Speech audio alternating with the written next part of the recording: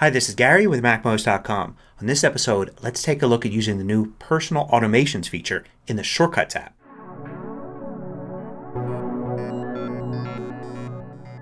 MacMost is brought to you thanks to a great group of supporters. Go to MacMost.com/Patreon. There you can find out more about the Patreon campaign, join us, and get exclusive content. So the Shortcuts app allows you to write little scripts that can do various things on your iPhone or iPad. But you used to have to trigger them by tapping on something on the screen like an icon or by asking Siri. Now with Personal Automations you can trigger them at various times, when you launch an app, when you change a setting, or even move to a new location. So let's look at the Shortcuts app using the iPad because it's a bigger screen and easier to see here in a tutorial. If we go to Shortcuts here, we have three tabs at the bottom.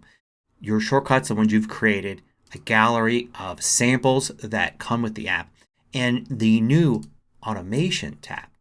So there are two types of automation. What we're going to look at is Personal Automation.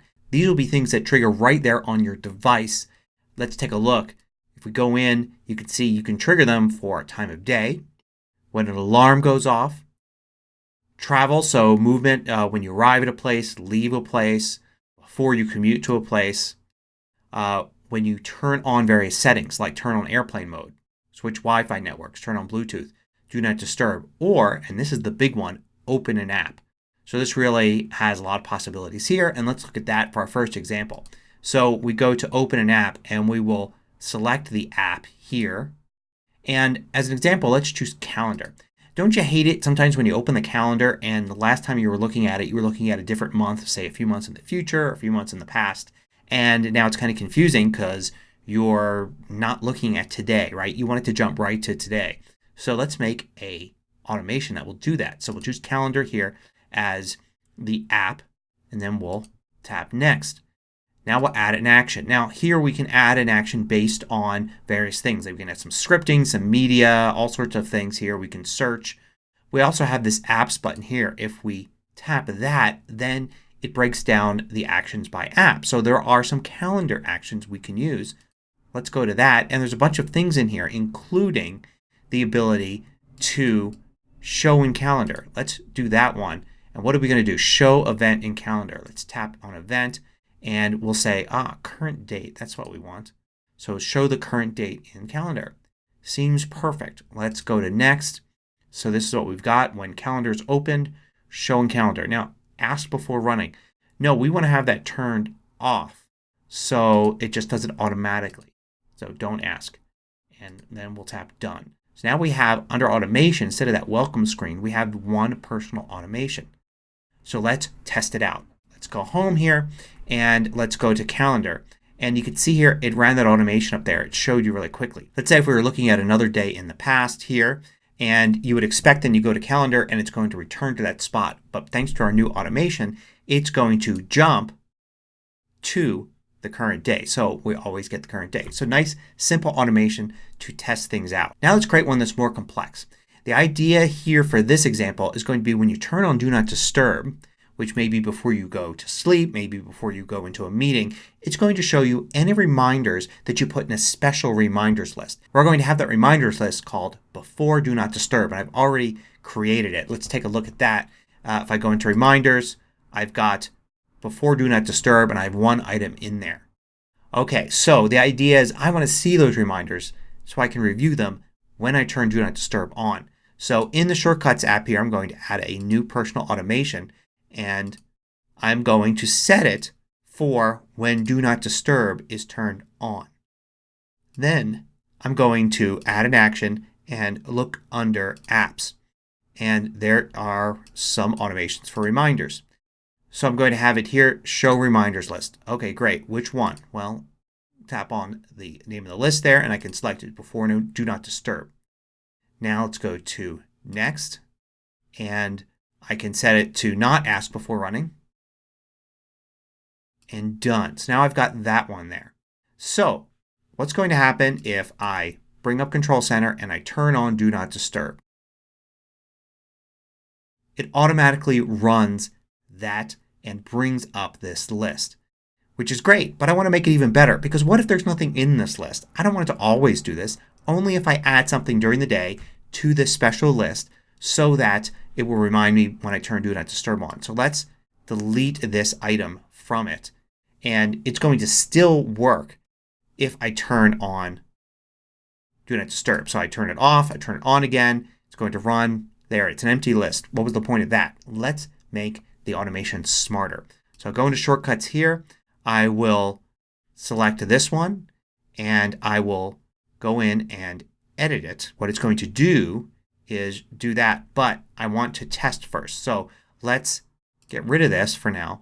Add an action and we're going to get the items in a list. So select reminders there and say find reminders. Great. So find all reminders. Let's add a filter to that and say the list has to be before Do Not Disturb. Great. I don't care the sorting. I don't want to limit it. I just want to get all of the items there. Now I'm going to add another thing here and I'm going to hit X here to back out of just looking at reminders things and back out again from just looking at apps, and I'm going to go to scripting, and in scripting I'm going to get the count of the items from this list. So how many items are returned from this reminders search here. Then I'm going to go and in scripting I'm going to use the if statement and say if count, because it takes what came in from there, if the count, and then I'm going to say is greater than and use 0. Then what's it going to do? Well, then I'm going to add the reminders action to show the reminders list. And I'm going to make the reminders list Do Not Disturb. I'm going to drag that in here in between the if and otherwise. So let's review this whole script here. Find all the reminders where the list is before Do Not Disturb. Get the count of the items from that result. If the count is greater than 0, then show before Do Not Disturb. Otherwise, nothing. There's nothing in there. So now I'm done. I can exit, edit automation, hit done, and now it should do nothing because there are no reminders in that list. I'll turn automation off and then on again. You see it runs, but it doesn't do anything. It didn't bring up the reminders list. Let's go into the reminders app and add a reminder here under before Do Not Disturb. We'll add one just called test and then we'll try it. So now let's just go say to the home screen here.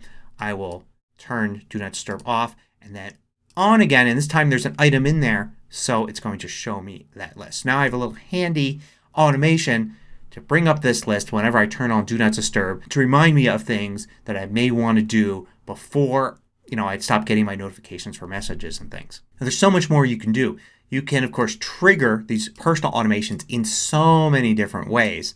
But in addition to that, you can also inside the automation do so many things. So under Do, you can go in here and you can experiment with all the different things that you could add with that plus button there. Go into each of these categories, look through everything and try to get an idea of what might be useful to you. And note that when you have a small script in here, you can test it out using this play button at the bottom. You don't have to completely exit the script to try it out. So you can make small modifications, hit play, and see what happens.